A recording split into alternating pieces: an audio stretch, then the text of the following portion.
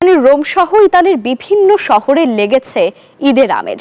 প্রবাসী বাংলাদেশিরা ছুটছেন তৈরি পোশাকের দোকানগুলোতে। গেল বছরের তুলনায় বেড়েছে বিক্রি, কেনাবেচা বাড়ায় খুশি প্রবাসী ব্যবসায়ীরা। ইতালি থেকে এমডি রিয়াজ হোসেনের রিপোর্ট।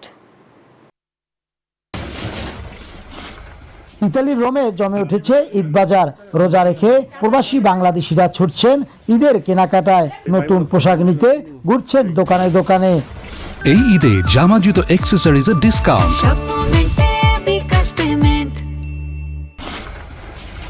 ইতালিতে প্রবাসী বাংলাদেশি বেশি থাকায় শপিং মলগুলোতে ঈদের জমজমাট কেনাকাটা, ক্রেতাও সমাগম বেশ। কেউ কিনছেন পাঞ্জাবি, কেউ আবার শার্ট প্যান্ট।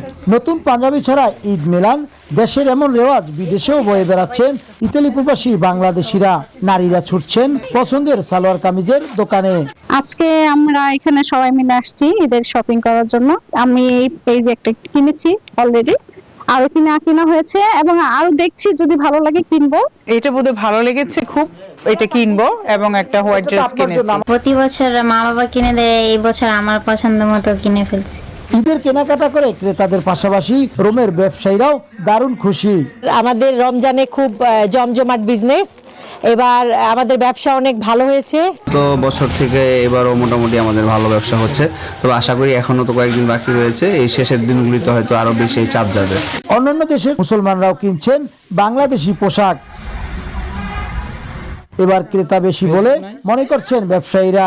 প্রবাসীদের অর্জিত অর্থ যোগ হবে রেমিটেন্স খাতে, অবদান রাখবে বাংলাদেশের অর্থনীতিতে। এবছর বিগত বছরের তুলনায় পোশাক বিক্রি হচ্ছে বেশি। ঈদ উৎসব পালন করতে এখানকার প্রবাসী বাংলাদেশিরা পছন্দের পোশাক ক্রয় করছেন। এখানকার ব্যবসায়ীরা বলছেন বিগত বছরের তুলনায় এবছর অধিক বিক্রি।